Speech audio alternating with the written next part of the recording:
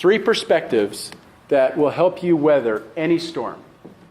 Number 1, it could be worse. We've all been through very, very painful things, and I get that, and I've been there too. But here's the liberation in this, okay? It could be worse. That at least helps me breathe in this moment. It will all make sense in the end. I love that one. At some point, and if you look back, you can start to see how that was necessary. In my movie, in my story, I needed to go through that moment to clarify my resolve, to figure out who I am, or to have that adversity to make me stronger. I needed that, and it will make sense. Everything we go through, good, bad, and ugly, will make sense in the end. And my last one, there's always a gem. There's always a pearl in there. There's no failure, there's only feedback. So what can I learn from that? What can I do differently? How do I not let that happen again? How do I pick myself up off the mat and not conform to a level that is beneath me?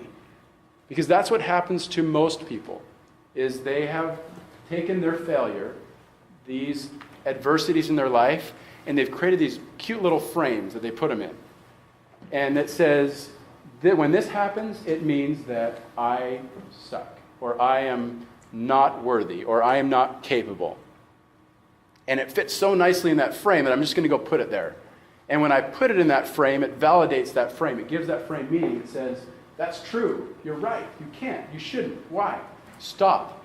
It hurts too much to try again, so I'm not going to try that. I'm going to adjust my course to something a little bit safer, and then maybe I won't hurt so bad. I won't have as much upside, but hey, I don't like feeling this way.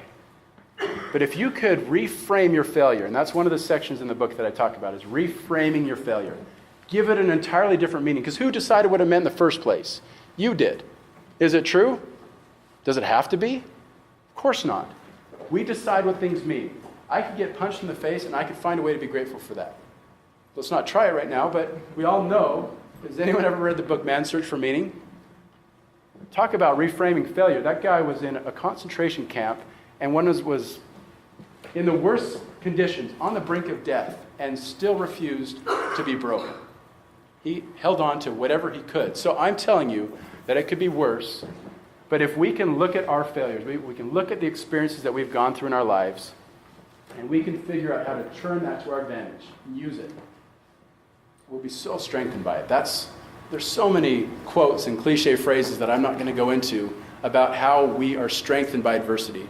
But the truth is we are.